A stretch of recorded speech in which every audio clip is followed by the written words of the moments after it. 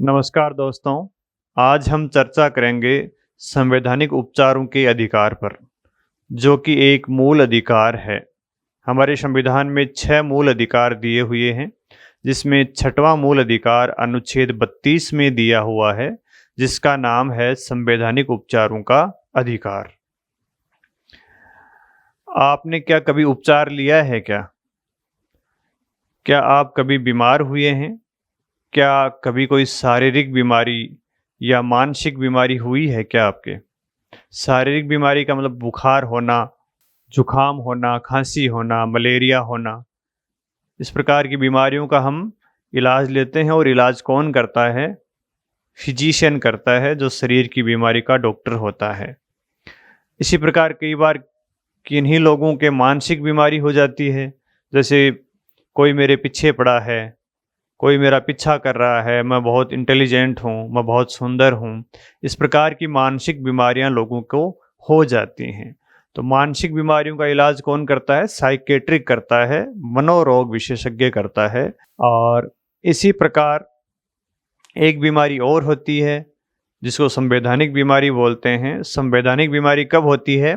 जब कोई व्यक्ति या कोई राज्य हमारे मूल अधिकारों का हनन कर लेता है, तब हमें कौन सी बीमारी होती है? संवैधानिक बीमारी होती है। और उसका उपचार हमें कहाँ मिलता है? उसका उपचार हमें कहाँ मिलता है? उसका उपचार हमें संवैधानिक उपचारों के अधिकार के अंतर्गत मिलता है। अनुच्छेद 32 संवैधानिक बीमारी का उपचार करता है। तो आइए देखें कैसे करता है। आप जानते हो, किसी व्यक्ति के द्वारा दूसरे व्यक्ति पर हमला कर दिया जाता है, या एक व्यक्ति के द्वारा दूसरे व्यक्ति के साथ मारपीट की जाती है, या कोई शरीर पर हमला किया जाता है, तो ये मामले कहाँ चलते हैं? इसका उपचार हमें कहाँ मिलता है? आप जानते हो, साधारण जीवन में मारपीट, हत्या, मर्डर, डकैती, इस प्रकार के मामले होते हैं। तो इस प्रकार के मामले चलते हैं अधीनस्थ न्यायालय में या जिला न्यायालय में चलते हैं। जो जिला स्तर पर न्यायालय होते हैं, उनमें इस प्रकार के मामले चलते हैं। या फिर ये हाई कोर्ट में भी जा सकते हैं। अधीनस्थ न्यायालय के बाद में ये मामले हाई कोर्ट में जाते हैं। लेकिन सबसे पहले इस प्रकार के मारपीट के, हमले के जो मामले होते हैं, वो अधीनस्थ न्यायालय में ही जाते हैं। फिर जिला न्यायालय में जाते हैं, जिला न्यायालय से हाई कोर्ट में जाते हैं। और इसी प्रकार अगर राज्य किसी व्यक्ति के जीवन पर हमला कर दे, राज्य के द्वारा किसी व्यक्ति के अधिकारों का हनन कर दिया जाए, तो हमें उपचार कैसे मिलता है? राज्य क्या कर देगा? किसी व्यक्ति के अधिकारों का हनन करेगा, या उसके साथ, या उसके जीवन पर हमला कर दे राज्य के द्वारा। भाई, राज्य का मतलब है विधायिका, कार्यपालिका, पुलिस, सेना, इस प्रकार की जो संस्थाएं होती हैं, वो राज्य के अंतर्गत आती हैं। तो राज्य के द्वारा अगर व्यक्ति के जीवन पर हमला कर दिया जाए, तो उपचार कहाँ मिलेगा? उच्चतम न्यायालय में मिलेगा। उच्चतम न्यायालय में, या जिसको क्या बोलते हैं अपन, सुप्रीम कोर्ट भी बोलते हैं। तो अगर व्यक्ति के द्वारा दूसरे व्यक्ति के जीवन पर हमला होता है, तो मामला कहाँ जाता है? उपचार हमें कहाँ मिलता है? अधीनस्थ न्यायालय में या हाई कोर्ट में। और राज्य के द्वारा किसी व्यक्ति के जीवन पर हमला होता है, राज्य के द्वारा किसी व्यक्ति के जीवन के अधिकार पर हमला होता है, उसके अधिकारों का हनन होता है, तो मामला कहाँ जाएगा? सीधा उच्चतम न्यायालय में जाएगा, सुप्रीम कोर्ट में जाएगा। तो इस प्रकार राज्य के द्वारा व्यक्ति के अधिकारों का हनन होगा, तो जो उपचार मिलेगा उसको क्या बोलेंगे हम? संवैधानिक उपचारों का अधिकार। क्योंकि यहाँ पर कहाँ जाएंगे हम? सीधे सुप्रीम कोर्ट जाएंगे। तो बात समझ में आ गई होगी। हमारे मूल अधिकारों का हनन अगर राज्य के द्वारा होता है, तो उपचार हमें जो मिलता है, उस उपचार को क्या बोलते हैं? संवैधानिक उपचारों का अधिकार। हाँ, राज्य के द्वारा भी कई बार व्यक्ति के अधिकारों का हनन होता है, कई बार व्यक्ति भी व्यक्ति के अधिकारों का हनन करता है। व्यक्ति कब करता है? भाई, 2 मामले दिए हुए हैं संविधान में। एक तो अनुच्छेद 17 में दिया हुआ है, अस्पृश्यता का मामला होता है, छुआछूत का मामला होता है। और दूसरा अनुच्छेद 24 का होता है, जिसमें शोषण के विरुद्ध अधिकार के अंतर्गत व्यक्ति भी व्यक्ति का शोषण कर सकता है, और अनुच्छेद 17 के अंतर्गत व्यक्ति दूसरे व्यक्ति के साथ छुआछूत कर सकता है। लेकिन ज्यादातर मामले में व्यक्ति के अधिकारों का हनन किसके द्वारा होता है? राज्य के द्वारा होता है। कोई 1% मामले में कौन करता है? व्यक्ति भी दूसरे व्यक्ति के अधिकारों का हनन कर सकता है।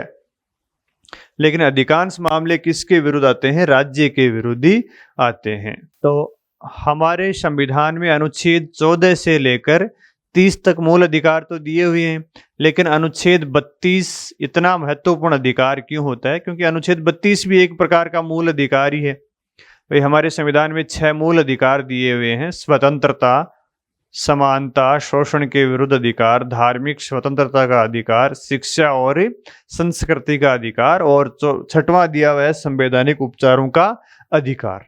तो ये 6 मूल अधिकार दिए हुए हैं। लेकिन जब भीमराव अंबेडकर को पूछा गया था कि डॉक्टर साहब ये बताइए, आपको अगर संविधान में सबसे महत्वपूर्ण अनुच्छेद बताने को कहा जाए तो आप किसको बताओगे?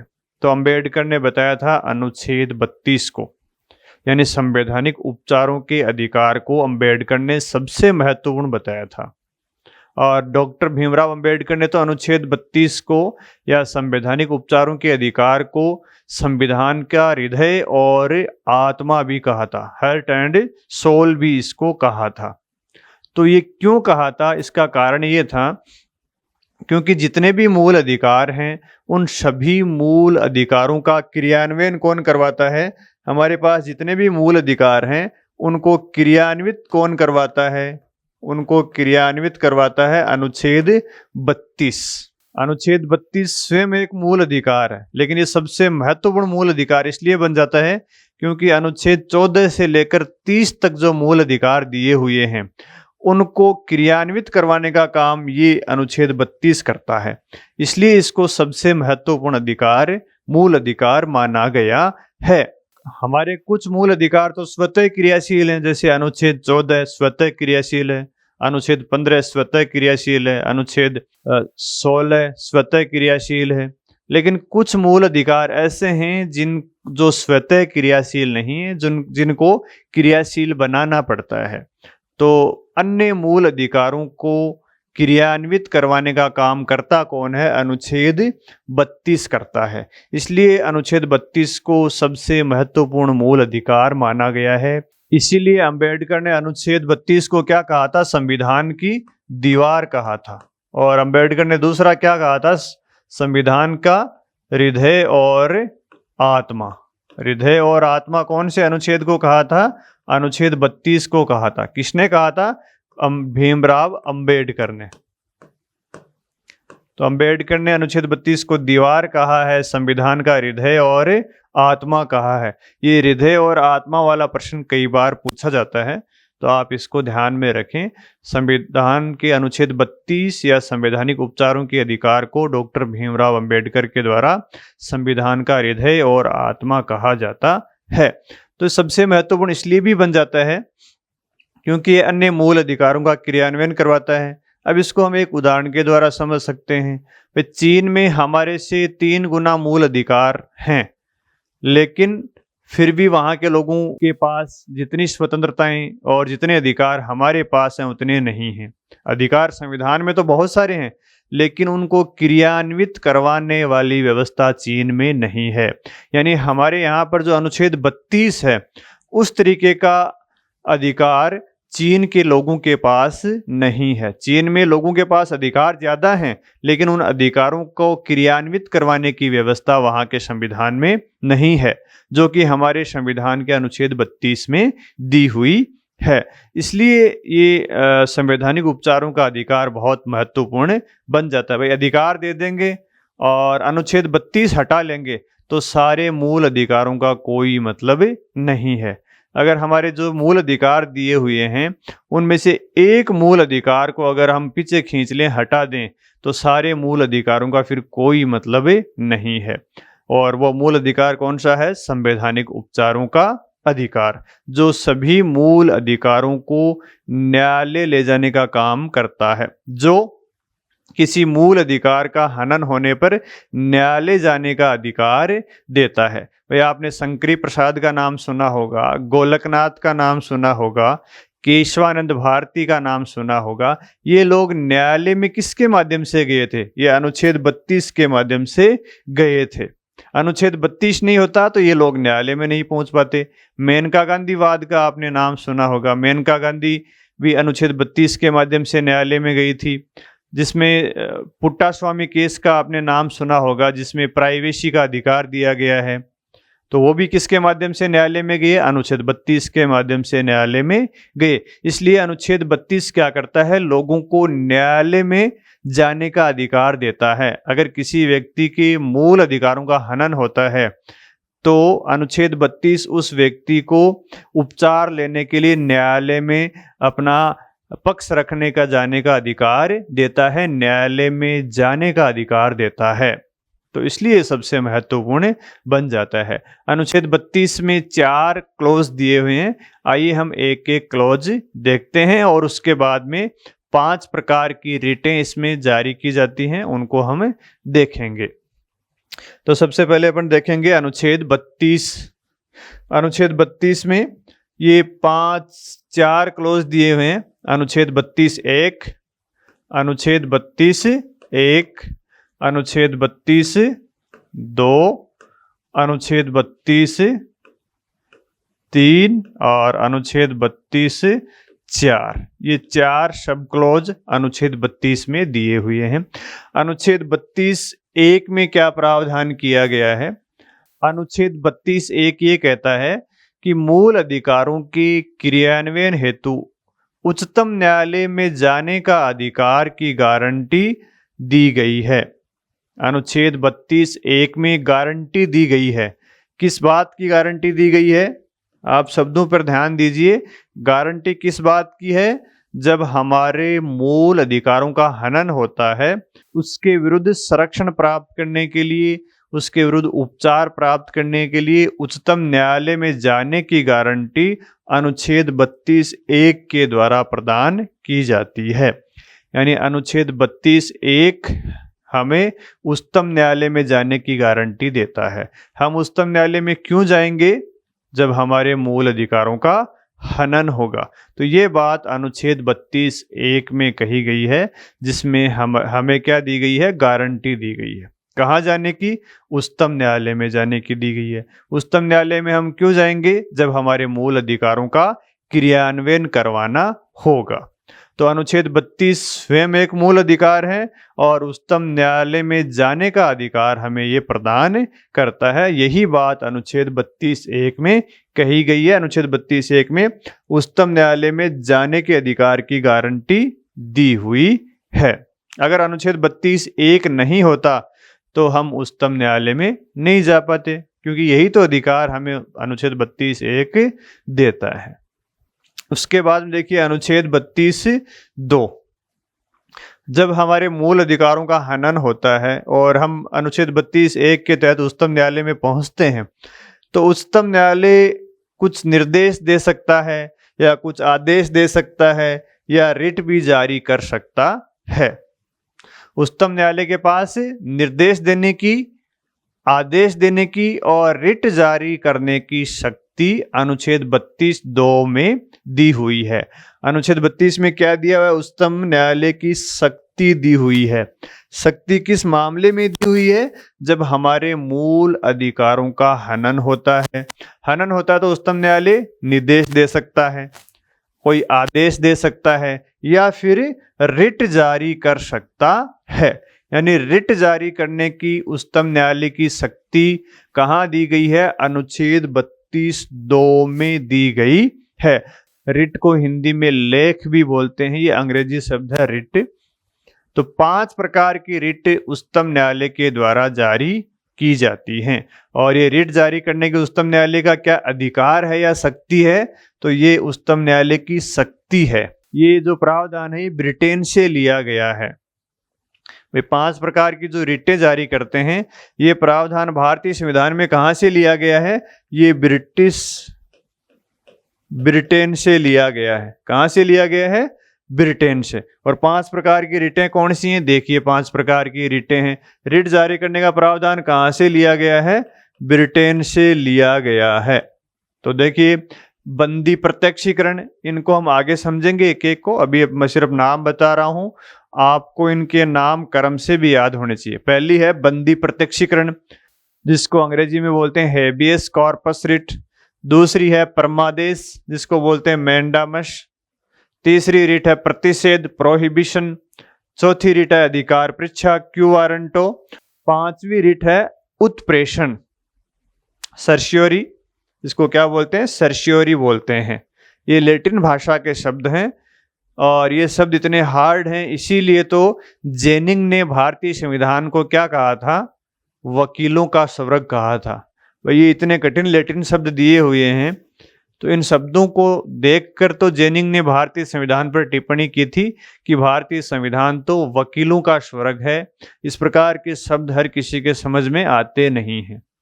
ये सारे लैटिन भाषा के शब्द हैं, इनका अर्थ भी हम एक एक करके देखेंगे।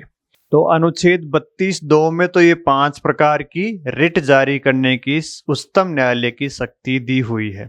इस पर हम चर्चा बाद में करेंगे। पहले इस अनुच्छेद को 2 इसमें सब क्लॉज और हैं, जिनको देख लेते हैं, फिर इन पर विस्तार से चर्चा करेंगे।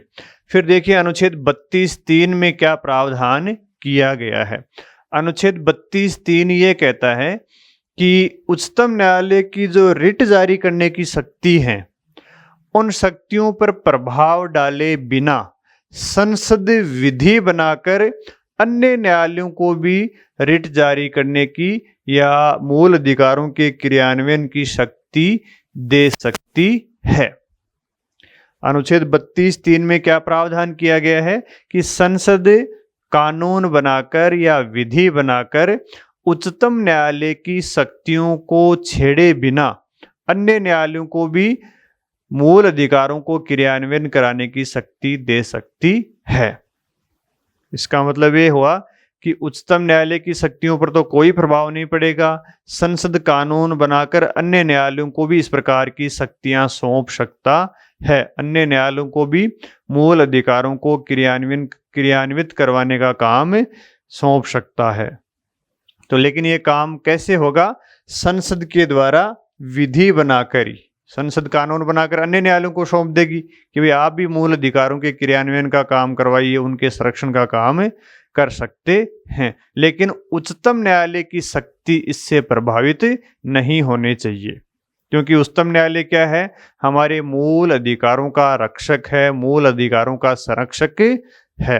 तो उच्चतम न्यायालय की शक्ति को बिना प्रभावित किए हुए संसद अन्य न्यायालयों को भी मूल अधिकारों के क्रियान्वयन का भार सौंप सकता है। लेकिन कैसे सौंपेगी संसद? कोई कानून बनाकर ही सौंप सकती है। तो इस तथ्य को आप ध्यान में रखिए। अनुच्छेद 32(3) में दिया हुआ है कि संसद विधि द्वारा अन्य न्यायालयों को भी शक्ति सौंप सकती है, लेकिन शर्त यह है कि उच्चतम न्यायालय की शक्तियों पर कोई प्रभाव इससे पड़ेगा नहीं, यानी उच्चतम न्यायालय की शक्तियां कम नहीं कर सकती। फिर अनुच्छेद 32(4) में कहा गया है कि अनुच्छेद 32 में जो प्रावधान किए गए हैं, इनका निलंबन नहीं किया जा सकता। इनको निलंबित नहीं किया जा सकता सिवाय आपातकाल के। भाई आपातकाल में तो मूल अधिकारों का निलंबन हो सकता है। अनुच्छेद 359 में दिया हुआ है कि अनुच्छेद 20 और 21 को छोड़कर सभी मूल अधिकारों का निलंबन किया जा सकता है, सिवाय अनुच्छेद 20 और 21 का। तो ये जो अधिकार है अनुच्छेद 32 वाला, संवैधानिक उपचारों का अधिकार, इसको भी निलंबित किया जा सकता है। यही बात अनुच्छेद 32(4) में कही गई है कि इस अनुच्छेद का निलंबन संविधान में उल्लेखित प्रावधानों के अलावा नहीं किया जाएगा। और संविधान में प्रावधान कहाँ उल्लेखित किया गया है इसको निलंबित करने का? अनुच्छेद 359 में किया गया है। यानी अनुच्छेद 359 के अनुसार इस मूल अधिकार का निलंबन किया जा सकता है। अनुच्छेद 359 के अनुसार इस मूल अधिकार का निलंबन किया जा सकता है। उसके अलावा किसी भी शर्त में इस मूल अधिकार का निलंबन नहीं किया जा सकता। इसका मतलब है अनुच्छेद 32 का निलंबन किया जा सकता है, जो कि अनुच्छेद 359 में कहा गया है। कब किया जा सकता है? जब देश में आपातकाल लागू हो। और आपातकाल में कौन से दो ऐसे मूल अधिकार हैं जिनका निलंबन नहीं किया जा सकता? अनुच्छेद 20 और 21। और ये प्रावधान कब किया गया था? 44वें संविधान संशोधन 1978 के द्वारा किया गया था। तो इस प्रकार अनुच्छेद 32 में ये 4 सब क्लॉज हैं। ठीक है, तो अनुच्छेद 32(1) हो गया जिसमें न्यायालय जाने की गारंटी दी गई है। अनुच्छेद 32(2) में 5 प्रकार की रिट, आदेश या निर्देश जारी करने की उच्चतम न्यायालय की शक्ति दी गई है। अनुच्छेद 32(3) में क्या कहा गया है कि संसद विधि बनाकर अन्य न्यायालयों को भी मूल अधिकारों को क्रियान्वित करवाने की शक्ति दे सकता है, लेकिन संसद विधि बनाकर ही। और अनुच्छेद 32(4) कहता है कि भाई अनुच्छेद 32 का निलंबन सिवाय आपातकाल के नहीं किया जा सकता। आपातकाल में तो किया जा सकता है, और आपातकाल लागू नहीं हो तो इसका निलंबन कभी भी नहीं किया जा सकता है। अब हम देखेंगे अनुच्छेद 32(2) के अंतर्गत 5 प्रकार की रिटें हैं, उनका क्या अर्थ है, उनको एक एक को देखेंगे। पहली जो रिट है उसका नाम है बंदी प्रत्यक्षीकरण, हैबियस कॉर्पस। आपको इनका क्रम ध्यान में रखना है भाई। बंदी प्रत्यक्षीकरण, परमादेश, प्रतिषेध, अधिकार पर्चा और उत्प्रेषण, क्योंकि कई बार क्रम दे देंगे 5 रिटों के या 4 रिट के, तो क्रम भी आपको ध्यान में रखना चाहिए। तो पहली रिट देखते हैं बंदी प्रत्यक्षीकरण। बंदी प्रत्यक्षीकरण, बंदी प्रत्यक्षीकरण को क्या बोलते हैं अंग्रेजी में? तो हैबियस कॉर्पस बोलते हैं, और कई बार इसका नाम सीधा ही लिख देते हैं, हिंदी अनुवाद नहीं करके, हैबियस कॉर्पस। Habeas corpus. तो हिंदी में भी नाम याद रखना है, अंग्रेजी में भी इसका नाम याद होना चाहिए। ठीक है, अब हम कुछ बिंदुओं के आधार पर इसको समझेंगे। पहले तो समझेंगे इसका हैबियस कॉर्पस का अर्थ क्या होता है। हैबियस कॉर्पस का अर्थ क्या होता है? ये लैटिन भाषा का शब्द है हैबियस कॉर्पस। इसका क्या अर्थ है?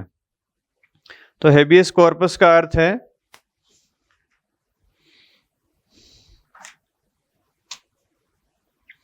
हैबियस कॉर्पस का अर्थ है टू हैव ओवन बॉडी। क्या अर्थ है इसका? टू हैव ओवन बॉडी, यानी अपना शरीर प्राप्त करना, अपना शरीर प्राप्त करना। इसका अर्थ क्या हो जाता है हैबियस कॉर्पस का? अपना शरीर प्राप्त करना, टू हैव ओवन बॉडी। या इसको हम बोलचाल में कई बार बोलते हैं कि सशरीर उपस्थित होना, ये भी इसको बोल सकते हैं। क्या बोल सकते हैं? सशरीर उपस्थित होना।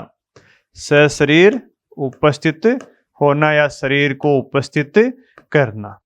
तो आपको प्रत्येक रिट का जो लैटिन शब्द है उसका अर्थ भी पता होना चाहिए। अपना शरीर प्राप्त करना या सशरीर उपस्थित होना, जो भी आपकी याद रहता है, इससे मिलता जुलता अर्थ आपको याद रखना चाहिए। अब देखेंगे ये रिट कौन जारी करता है, क्यों जारी करता है, किसके विरुद्ध जारी की जाती है। ठीक है, अर्थ आपको पता चल गया। अब इसमें देखते हैं अपन ये रिट जारी कौन करता है। तो रिट कौन जारी करता है, इसमें आपको कोई संशय नहीं होना चाहिए। रिट कौन जारी करता है? रिट जारी कौन करता है? भारत का उच्चतम न्यायालय। कौन जारी करता है? सुप्रीम कोर्ट ऑफ इंडिया, उच्चतम न्यायालय ये रिट जारी करता है। नंबर 2 बात, किसके विरुद्ध जारी करता है? किसके विरुद्ध जारी करता है भाई ये रिट?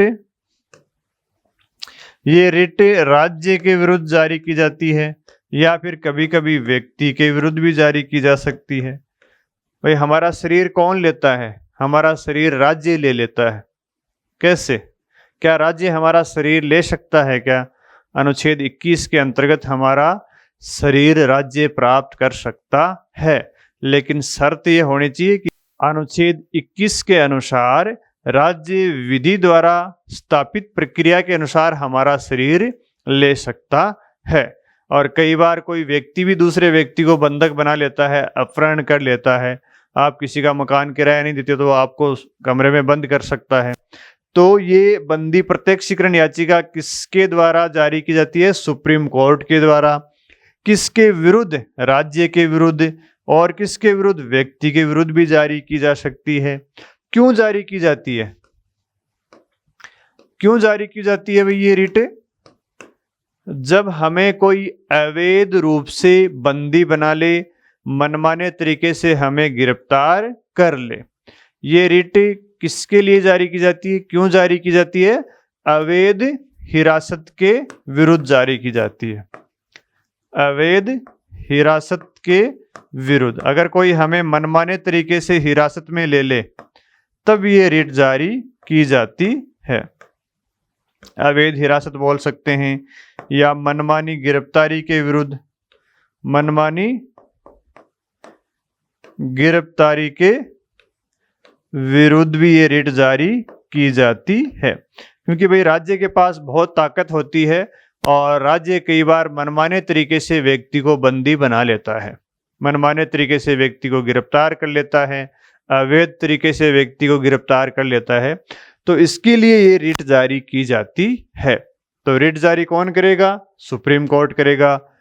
किसके विरुद्ध करेगा? राज्य के विरुद्ध करेगा। कभी कभी व्यक्ति के विरुद्ध भी जारी कर सकता है, क्योंकि व्यक्ति भी कभी कभी किसी व्यक्ति को, दूसरे व्यक्ति को अवैध रूप से बंदी बना लेता है।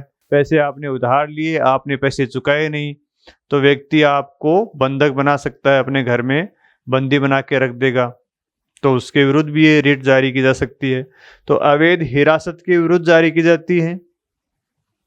कौन सी ऐसी परिस्थिति है जिसमें ये रिट जारी नहीं की जा सकती? भाई जब आपको न्यायालय के दंड के बाद गिरफ्तार किया है, कब जारी नहीं की जाती है रिट? इसके अपवाद क्या है? कब जारी नहीं होगी? कब जारी नहीं होगी?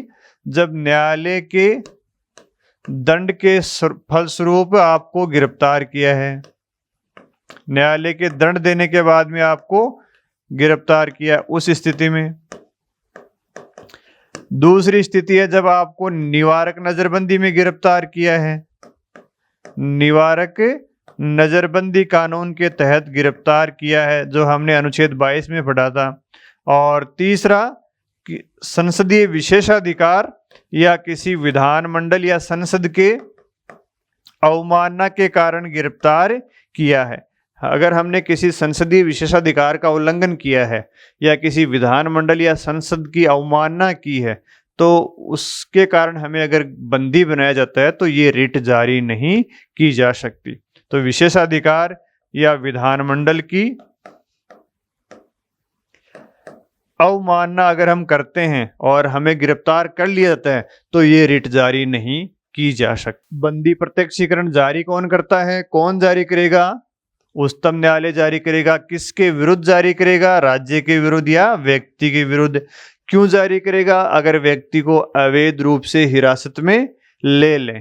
भाई अवैध रूप से हिरासत में लेने पर क्यों जारी की जाती है? क्योंकि इससे हमारे जीवन के अधिकार का हनन होता है, और जीवन का अधिकार हमारा सर्वोपरि अधिकार है। तो जीवन के अधिकार की रक्षा के लिए ये रिट जारी की जाती है। और ये रिट किन परिस्थिति में नहीं जारी की जाती? जब आपको न्यायालय ने दंड दिया है, उसके बाद में पुलिस ने हिरासत में लिया है, नंबर 1। दूसरा, निवारक नजरबंदी के अंतर्गत हमें गिरफ्तार किया है, तब ये रिट जारी नहीं होगी। और तीसरा, जब हमने किसी संसदीय विशेषाधिकार का उल्लंघन किया है या किसी विधानमंडल की अवमानना की है, उस स्थिति में अगर हमें गिरफ्तार किया जाता है तो ये रिट जारी नहीं होगी। और रिट का अंग्रेजी में क्या बोलते हैं? Habeas corpus. और हैबियस कॉर्पस का अर्थ क्या होता है? सशरीर उपस्थित होना या अपना शरीर प्राप्त करना। तो ये पहली प्रकार की रिट है। दूसरी रिट देखिए, परमादेश। दूसरी रिट क्या है? परमादेश। दूसरी रिट है परमादेश, या इसको अंग्रेजी में बोलते हैं मैंडामस। अब मैंडामस या परमादेश का अर्थ क्या होता है? मैंडामस भी लैटिन भाषा का शब्द है। इसका अर्थ क्या होता है? We command. वी कमांड यानी हम आदेश देते हैं। इसका अर्थ क्या है भाई? परमादेश का अर्थ क्या है? हम आदेश देते हैं। मैंडामस का क्या अर्थ है? हम आदेश देते हैं। We command. तो आइए इसको भी देख लेते हैं। ये रिट जारी कौन करता है? ये अर्थ तो आपने देख लिया, हम आदेश देते हैं या वी कमांड। ये मैंडामस का अर्थ है। अब हम देखेंगे ये रिट जारी कौन करता है, परमादेश जारी कौन करता है। देखिए, उन्हीं बिंदुओं के आधार पर इसको समझेंगे। कौन जारी करता है? भारत का उच्चतम न्यायालय जारी करता है। उच्चतम न्यायालय।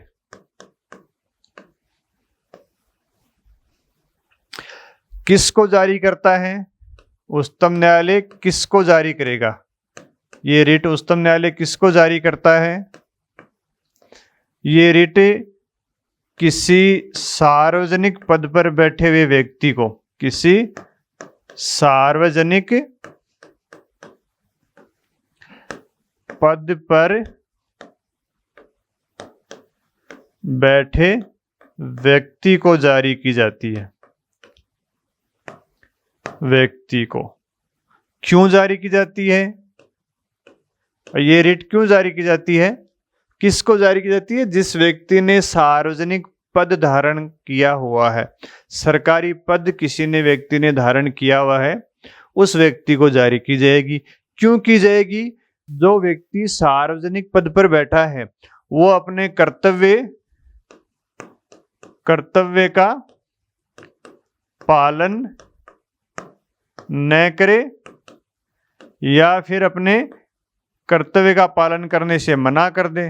भाई काम करने से मना कर दे, या तो आप कोई काम के लिए उसके पास जाओ, वो काम नहीं करे, मना कर दे, या अपने कर्तव्य का पालन वो लापरवाही से कर रहा हो, कर्तव्य का पालन नहीं कर रहा हो, तो उस व्यक्ति को न्यायालय क्या देता है? आदेश देता है।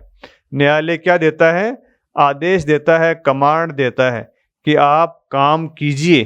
क्या आदेश देता है? कि काम कीजिए, आप काम करने के लिए कहता है। इसमें परमादेश में न्यायालय क्या कहता है? कि आप काम कीजिए। किसको कहता है? जिस व्यक्ति ने सार्वजनिक पद धारण किया हुआ हो, क्योंकि वो व्यक्ति अपने कर्तव्य का लापरवाही से पालन कर रहा है या फिर कर्तव्य का पालन करने से मना कर रहा है, तो उस व्यक्ति को ये जारी की जाती है। ये रिट किसे जारी नहीं की जा सकती? किसको जारी नहीं की जा सकती? देखो, ये भी किसको ये रिट जारी नहीं की जा सकती? तो पहला है, कोई व्यक्ति प्राइवेट कंपनी में काम करता है। अगर कोई व्यक्ति रिलायंस में काम करता है, टाटा में काम करता है, यानी प्राइवेट कंपनी में काम करने वाले व्यक्ति को ये रिट जारी नहीं की जाती। प्राइवेट व्यक्ति में कोई काम कर रहा है, एयरटेल में कर रहा है, रिलायंस में कर रहा है, टाटा में कर रहा है, अडानी में कर रहा है, उन व्यक्तियों को ये रिट जारी नहीं की जाती। नंबर एक।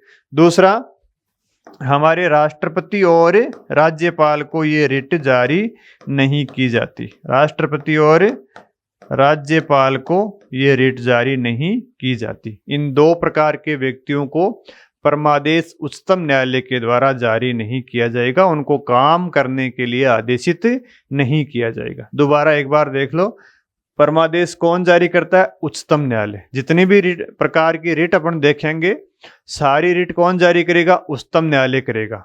किस किस को करेगा, क्यों करेगा, उनमें थोड़ी भिन्नता है। तो ये किसको करता है? जिस व्यक्ति ने सरकारी पद धारण किया हुआ हो। क्यों? क्योंकि अगर वो व्यक्ति अपने कर्तव्यों की अवहेलना करता हो, काम करने में लापरवाही कर रहा हो या काम करने से मना कर रहा हो, तब ये रिट जारी की जाती है। और किसको जारी नहीं की जा सकती? जो व्यक्ति प्राइवेट कंपनी में काम कर रहा है, भारत के राष्ट्रपति को, भारत के किसी राज्य के राज्यपाल को ये रिट जारी नहीं की जा सकती है। फिर तीसरी प्रकार की रिट देखिए। तीसरे प्रकार की रिट है प्रतिषेध। तीसरे प्रकार की रिट क्या है? प्रतिषेध। प्रतिषेध या इसको बोलते हैं प्रोहिबिशन। अब प्रोहिबिशन का क्या अर्थ है? प्रोहिबिशन का अर्थ है स्टे करना, स्टे करना या रोक देना, रोक देना। आपने कई बार नाम सुना होगा कि किसी बात पर स्टे आ गया। जैसे आपकी कोई भर्ती है, उसमें कोई विवाद होता है और मामला जब न्यायालय में जाता है तो न्यायालय उसको स्टे कर देता है। न्यायालय क्या करता है? उसको रोक देता है। तो प्रोहिबिशन या प्रतिषेध का मतलब क्या होता है? रोक देना, स्टे कर देना। अंग्रेजी में क्या बोलते हैं? स्टे करना। हिंदी में क्या बोलते हैं? रोक देना। ये किसका अर्थ है? ये प्रोहिबिशन का अर्थ है। प्रोहिबिशन क्या है? लैटिन भाषा का शब्द है और इसका अर्थ क्या है? रोक देना या स्टे करना। तो स्टे करेगा कौन? देखो, स्टे कौन करेगा? उच्चतम न्यायालय करेगा। क्यों करेगा, किसको करेगा, वो अपन अब देख लेते हैं। प्रतिषेध का मतलब है रोक देना या स्टे दे देना। तो प्रतिषेध रिट कौन जारी करेगा? सारी रिट कौन जारी करते हैं भाई? भारत का उच्चतम न्यायालय जारी करता है। कौन जारी करता है? भारत का उच्चतम न्यायालय। किसको जारी करता है भाई? किसको जारी करेगा, क्यों करेगा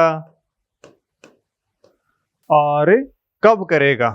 क्यों जारी करेगा और कब करेगा? तो प्रतिषेध रिट जारी कौन करता है? भारत का उच्चतम न्यायालय करता है। किसको जारी करता है? अधीनस्थ न्यायालयों को। किसको जारी करता है? अधीनस्थ न्यायालयों को करता है। अधीनस्थ न्यायालय को क्यों करता है? जब अधीनस्थ न्यायालय अपने क्षेत्राधिकार से बाहर जाकर कार्य करता है। क्यों जारी करता है? जब क्षेत्राधिकार से बाहर जाकर कार्य करता है। क्षेत्राधिकार से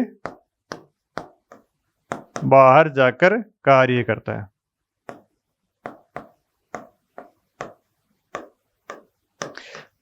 और क्षेत्राधिकार का मतलब उसको किसी काम करने की शक्ति नहीं है फिर भी वो काम कर रहा है।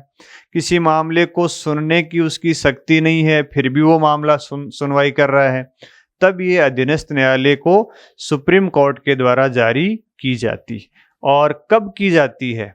मामले की सुनवाई होने के बाद में या मामले की सुनवाई होने से पहले। तो प्रतिषेध रिट क्या होती है? मामला जब विचाराधीन होता है, जब अधीनस्थ न्यायालय में कोई मामले की सुनवाई चल रही है या मामला विचाराधीन होता है, तब ये रिट जारी की जाती है। तो कब जारी की जाती है रिट? जब मामला विचाराधीन हो। जब मामला क्या हो?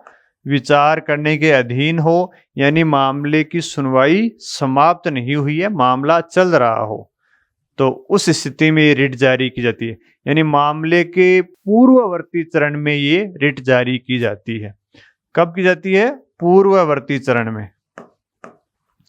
पूर्ववर्ती चरण में प्रतिषेध रिट कौन जारी करता है? भारत का उच्चतम न्यायालय करता है। किसको जारी करता है? अधीनस्थ न्यायालयों को करता है।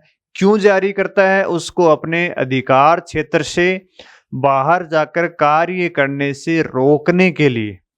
और कब जारी करता है?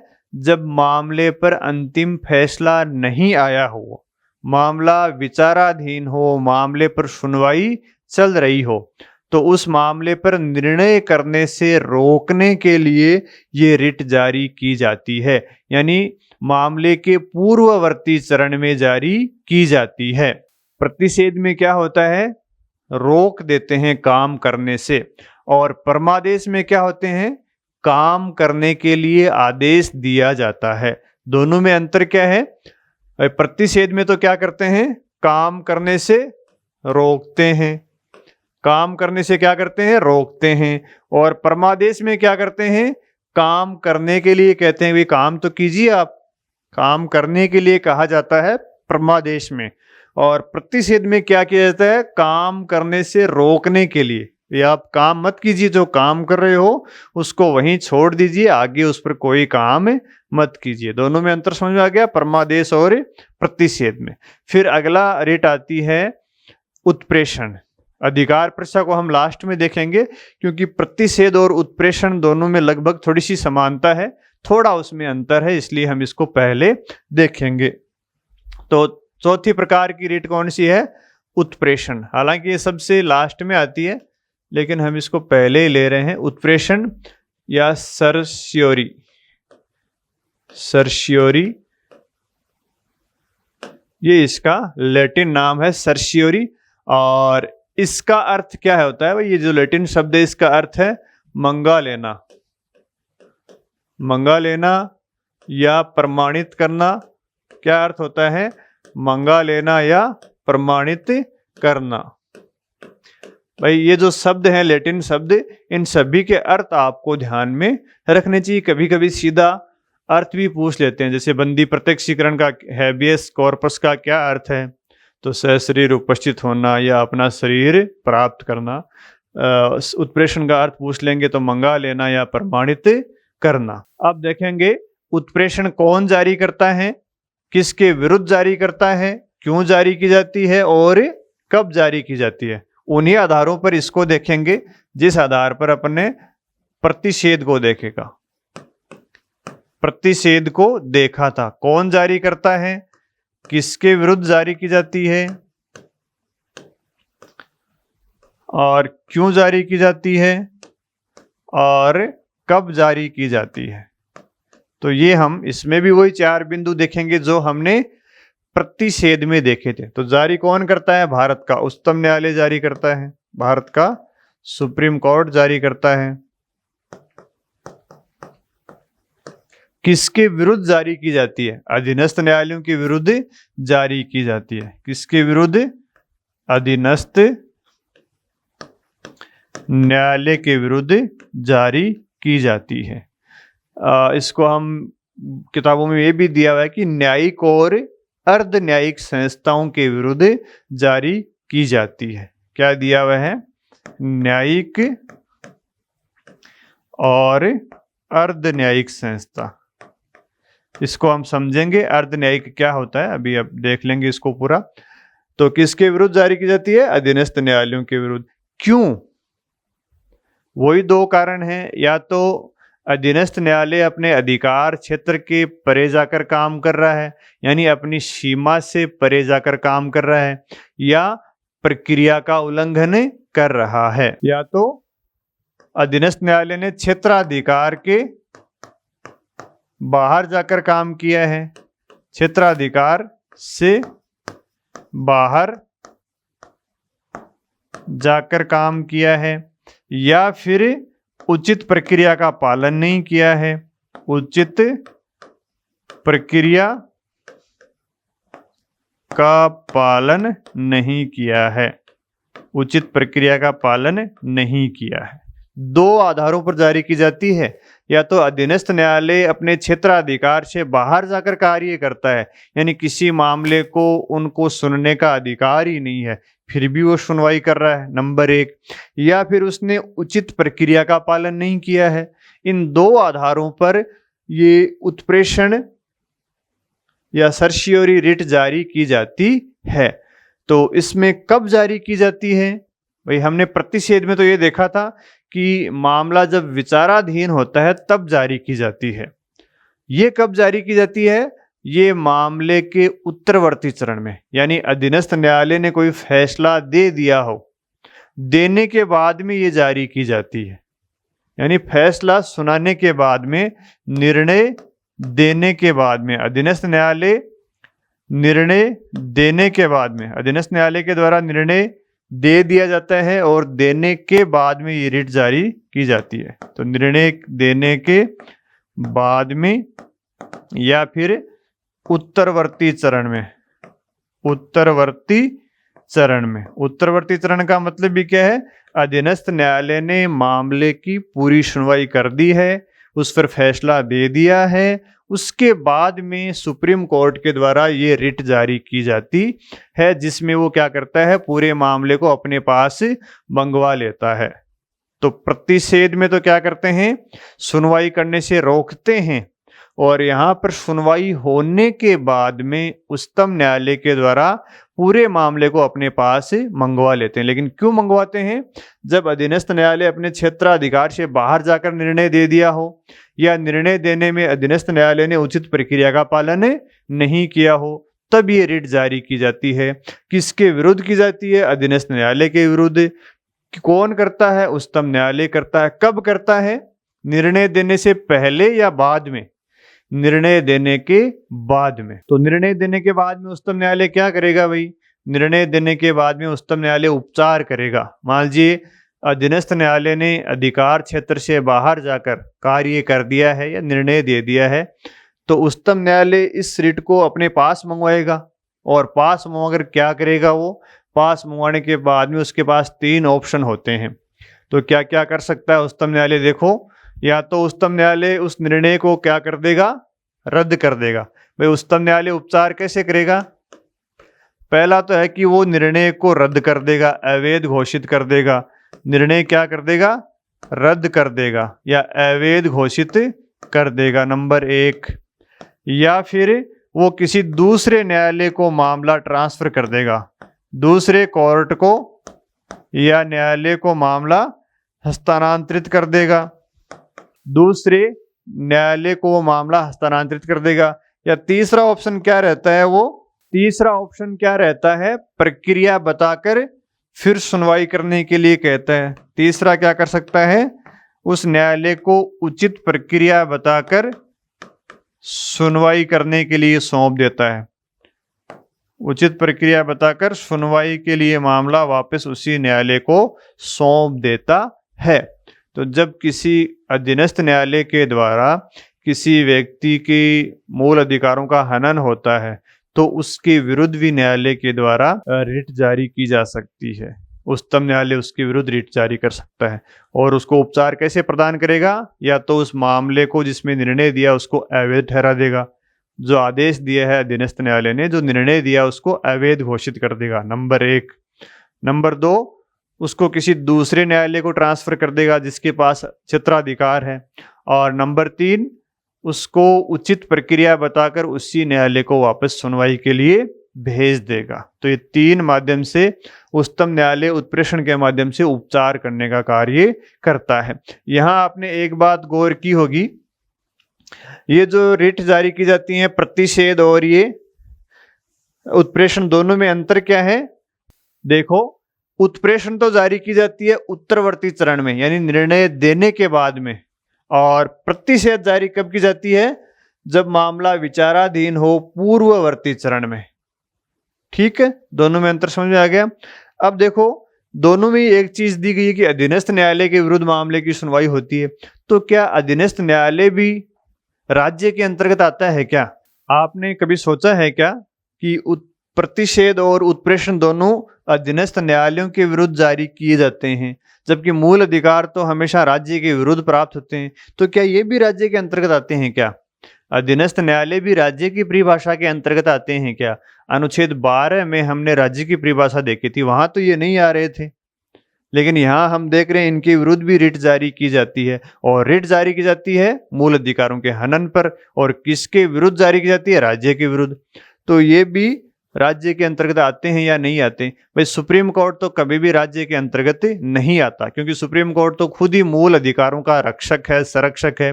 इसलिए उसके विरुद्ध इस आधार पर कभी याचिका दर्ज नहीं की जाती कि उसने मूल अधिकारों का हनन किया है। लेकिन अधीनस्थ न्यायालयों के विरुद्ध तो जारी की जाती है रिट। प्रतिषेध और उत्प्रेषण में दोनों में अधीनस्थ न्यायालयों के विरुद्ध रिट जारी की जाती है। और दूसरा हमने कहा कि न्यायिक और अर्ध न्यायिक संस्थाएं। भाई न्यायिक संस्थाएं तो न्यायालय हैं ही हैं। भाई न्यायालय क्या काम करती हैं? न्याय देने का कार्य करती हैं। और अर्ध न्यायिक क्या होती हैं?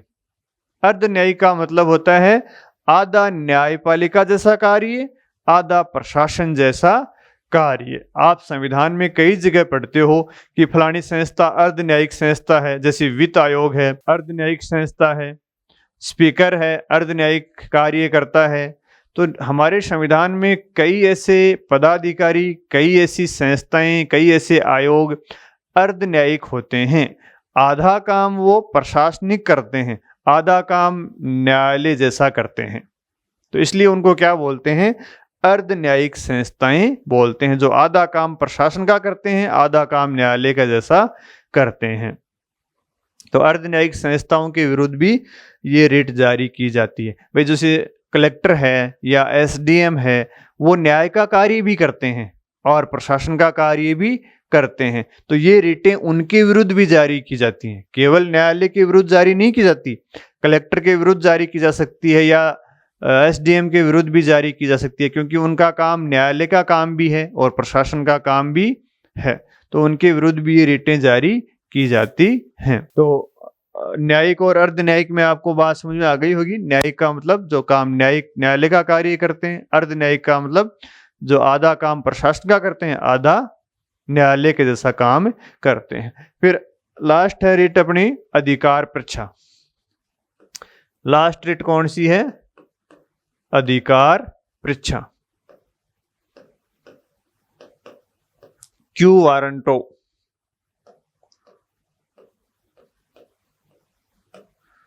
क्यू वारंटो, और इसका अर्थ क्या है? क्यू वारंटो जो लैटिन भाषा का शब्द है, इसका अर्थ क्या है? इसका अर्थ है किस हैसियत से या किस प्राधिकार से। क्यू वारंटो का क्या अर्थ है? किस प्राधिकार से या किस हैसियत से। तो अर्थ तो समझ में आ गई बात। अब देखते हैं ये कौन जारी करता है, किसके विरुद्ध जारी करता है, क्यों जारी करता है, वो देखते हैं। अधिकार परीक्षा कौन जारी करेगा? तो उत्तर है उच्चतम न्यायालय जारी करेगा।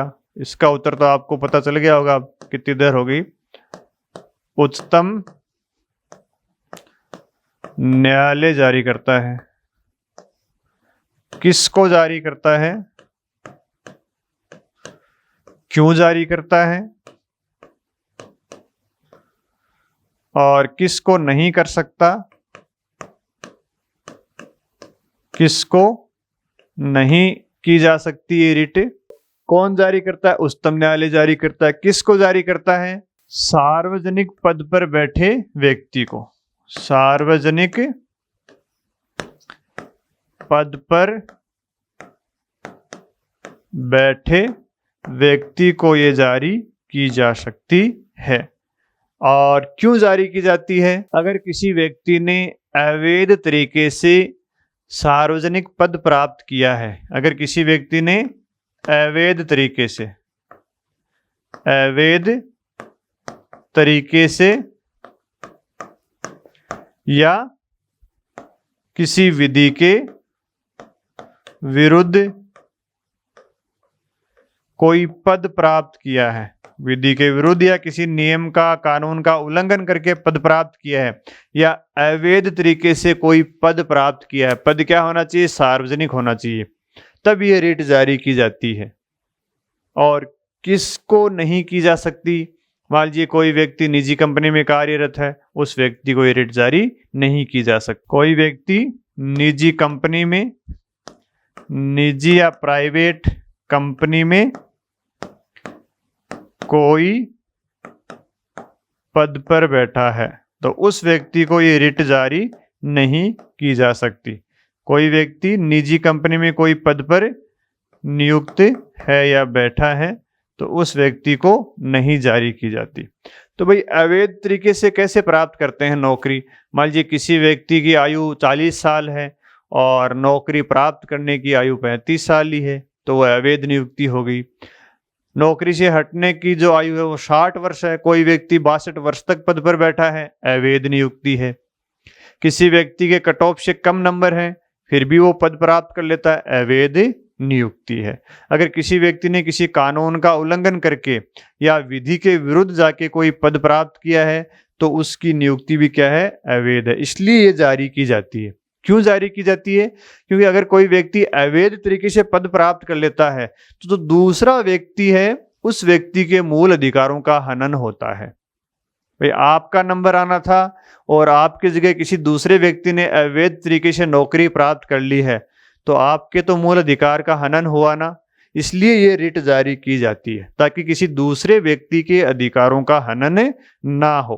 तो किसको जारी की जाएगी? जो कोई व्यक्ति सरकारी पद पर बैठा है उसको हैसियत पूछेगा न्यायालय की, भी आप किस प्राधिकार से इस पद पर बैठे हो, आपकी क्या हैसियत है, आपने पद कैसे प्राप्त किया है।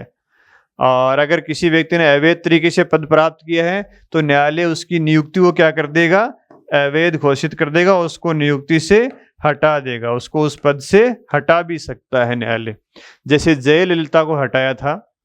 जयललिता तमिलनाडु की मुख्यमंत्री बनी थी, उससे पहले एक मामले में उनको 2 साल से ज़्यादा सजा हो गई थी और हमारे जनप्रतिनिधित्व अधिनियम 1951 में ये प्रावधान है कि किसी राजनेता को अगर 2 साल से ज़्यादा सजा होती है तो वो कोई पद प्राप्त नहीं कर सकता।